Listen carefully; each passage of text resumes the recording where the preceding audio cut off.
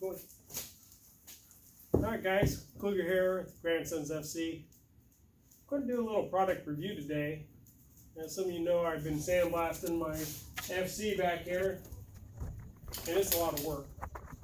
So a couple things I should let you know about this thing. It's not very expensive, it's under 200 bucks. It's a Jobsmart portable abrasive blaster. And the only media I could get to run through it is the Black Diamond fine material. I had the medium stuff and it kept getting clogged up. I'm sure if I changed out this valve for maybe a 1/2 inch instead of the 3/8 that's on there, it would flow a little bit better. So a couple of the upgrades that I used to get me through this. One, the first thing you need to do is you need to ground it. It will go ahead and give you some static shock as you're using it, and it's a little jolting. So what I did is I went ahead and took just a simple wire, 16 gauge, I don't think it really matters. Attached it to the tip here, ran it all the way down the hose, and attached it to the body here. I then attached a jumper cable from here to my workpiece, and then also to a grounding rod that I had in the ground. That seemed to take care of the problem. There's a couple additional items that you're going to need. One, get a replacement hose right off the bat. The stock hose I had to blow out on me 3 or 4 times, and when that happens, obviously, keep cutting down the hose and it gets shorter and shorter, which makes it more difficult to reach the higher spots, especially when your vehicle's up on a dolly this height. The second thing you need to do is you need to get replacement parts. These nozzles right here, they go through pretty quick. I probably went through 4 of them in this job. And then the alloy pad, the stopper for it, so when you're blasting, you reposition or whatever, it basically stops the sand from coming out, which is very critical so you don't blast yourself in the face. It will eat through that pretty quickly also. So pick some of those out. And probably the most important thing, when I first started, had my respirator on, but I was still getting, filthy as heck. So I went ahead and decided to get this Jobsmart. It's only like 23 bucks, but man, this made a real big difference. I didn't feel like my nose at the end of it was all full of crap from all the dust and stuff. I mean, it's still there, but it's not as bad. So definitely pick those items up. So as far as it goes for the blasting, you can get blasting at a bunch of different places. I found it cheaper at Tractor Supply. It is for 50 pounds is about 9 bucks, and you're going to need a lot of it. I went over 1,000 pounds in blasting just this small cab here. So that gets me to another point. How can we go ahead and pick up that used sand and reuse it?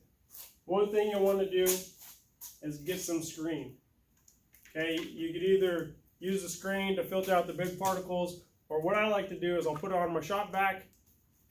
I'll go ahead and tape it up there, and then I'll suck up the material. Then I'll take what's in my shop vac and I'll go ahead and straighten it again prior to putting it into the blaster. Because when this thing gets clogged, it's just, you're fighting it, and it just makes a 2-day job turn into a 4-day job, and that's pretty much what happened to me.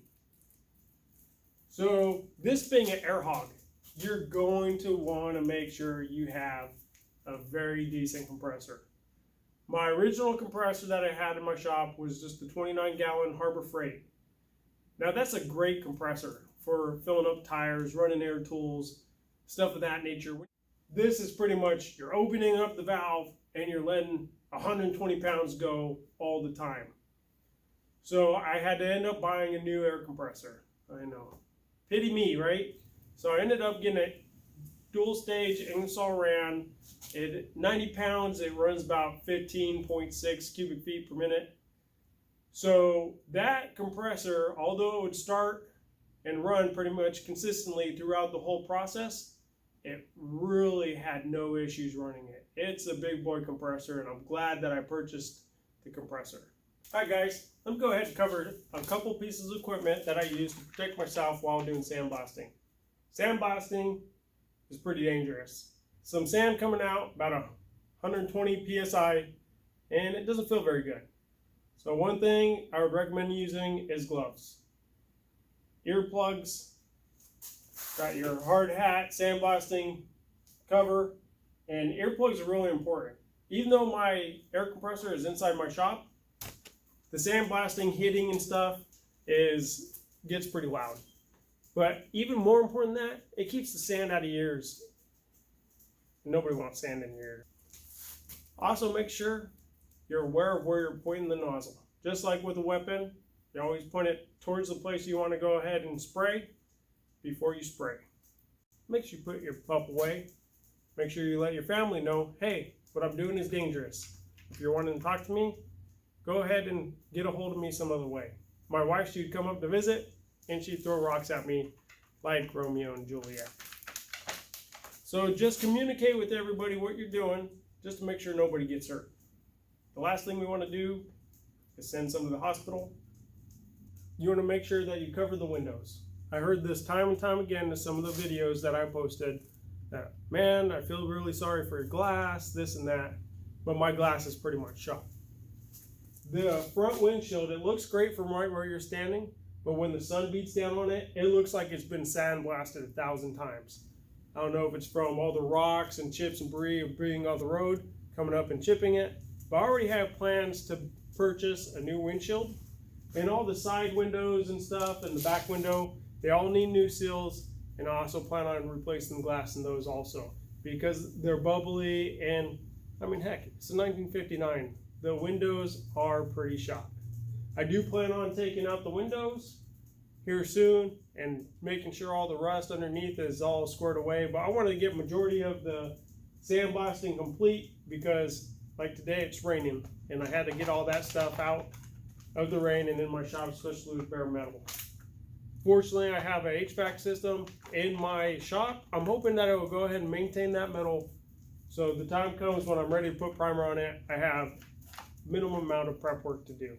So all in all, this project of sandblasting it, I probably could have went down to the local place, had them sandblast it for me, but now I have the experience of sandblasting. I have the tools to do it if I need so. I got a great new compressor, and at the end of the day, I really want to make it to where I did as much humanly possible for my capabilities on my FC that I could say that I built it all myself. So if you guys are looking to get a sandblaster, I feel like this is a great one. If you go to Harbor Freight, I originally went there to purchase their sandblaster, but it was unavailable, so I went back and paid a little bit more for this one than the Harbor Freight one. I did find that this one had better wheels on it, better handle on it. It was slightly better built as far as, you know, these Chinese made sandblasters go. So, and I wanted to get it done. So I went ahead and purchased it, and I'm very happy with it once I got all the bugs worked out. Thanks for building with me today. This is my first rebuild, so any comments would be greatly appreciated. Next episode, we'll go ahead and start on the bodywork. If you're interested in this kind of content, go ahead and subscribe to my channel. While you're here, check out some of my other videos. If you like this video, go ahead and smash that like button. Until then, get out in your shop and build something.